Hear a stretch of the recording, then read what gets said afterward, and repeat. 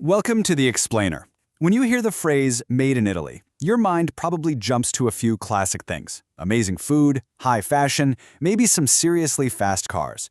But what if I told you that one of the country's most exciting innovations right now is green technology? Yeah, there's a quiet revolution going on, and it's completely redefining Italy for the 21st century. So let's just start with that. Take a second. When I say made in Italy, what's the very first image that pops into your head? For a lot of us, it's the food, right? I mean, that rich, world-famous cuisine, it's pretty much a global symbol of tradition and just, incredible taste. Or, hey, maybe your mind goes straight to the runway. You're thinking high fashion, those luxury brands that are really the absolute pinnacle of style and craftsmanship. It could even be a sound, the roar of an engine. Those sleek, aerodynamic lines of an iconic supercar, a true masterpiece of design and engineering. And while all of that is absolutely true, today, that Made in Italy label is being stamped on something else entirely. We're talking about cutting-edge, green innovation. Okay, so here's our game plan. We'll start with what I'm calling Italy's green surprise. Then, we'll dive into how they're turning waste into value. After that, we'll look at how they're powering the future, check out the new Italian harvest, and finally, we'll dig into what the numbers say about all of this. So let's get right to it. Part 1, Italy's green surprise.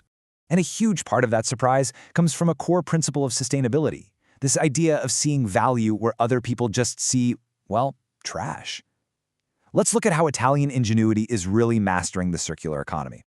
Okay, check this out, because it's a perfect example of a closed loop. There's this company, Sicet, and what they do is just genius.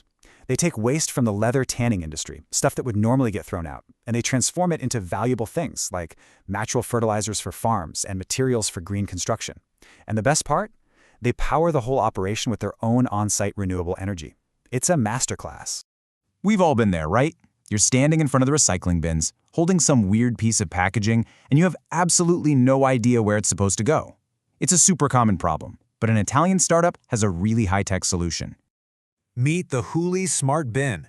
This thing is wild. It uses artificial intelligence to do all the sorting for you. You just drop your trash in, and the bin figures out what it is, sorts it automatically, and it even learns and gets smarter over time.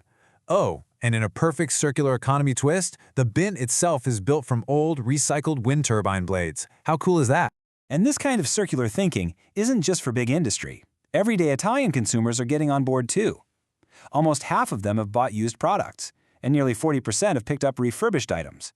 It's a trend that's really being driven by the younger generation.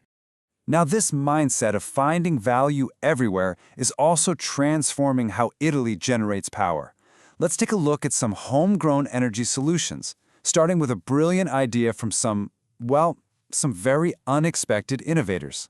Get this, 3 teenagers, Francesco, Tommaso, and Paul, were just annoyed by speed bumps. I mean, we all are, right? But instead of just complaining, they looked at that bump in the road and saw a powerful opportunity. So their project, called Hydrocult, is brilliantly simple. It uses the pressure from cars going over the bump to generate a little bit of electricity. That electricity then powers a device that creates clean hydrogen. It's a concept that could basically turn every single speed bump into a tiny, zero-emission power plant. And now let's go from a small scale to a massive one. That number? 16,000 tons. That's how much CO2 is going to be eliminated over 10 years at Rome's main airport. They've installed this huge energy system that uses second-life batteries from old electric cars to store solar power. It's a completely Italian-made model for decarbonization. This same spirit of innovation is now taking root in one of Italy's most traditional sectors, agriculture. So, down in Sicily, they were facing an absolute crisis. A devastating drought threatened the island's famous citrus groves. But they didn't just hope for rain. No, farmers, scientists, and companies all teamed up. They created something called the IDRO initiative, using things like mobile desalination plants to make unusable well water good for irrigation, and even using plants to naturally purify and reuse every last drop. And here's the thing, this new wave of smart, sustainable farming is actually really profitable. Just look at this chart. Italy has about 50,000 young farmers, and because they're embracing innovation, their farms are earning significantly more than the national average. It just proves that sustainability is also smart business. So these are all amazing stories. But do they add up to a real national trend? Let's zoom out and see what the data tells us. This is super interesting. Italy's overall emissions are dropping, but when you break it down, it's a tale of two sectors. The power sector has made incredible progress. They've cut emissions by a whopping 64% since 1990. But transportation? That's a huge challenge. Emissions have actually gone up, and it's now the biggest source of emissions in the country. And this really gets to the heart of the problem. While Italy is building more charging stations, the adoption of electric vehicles is seriously lagging behind its big European neighbors. I mean, look at that difference between Italy and then France and Germany. Closing this gap is really the key to tackling those transportation emissions we just saw.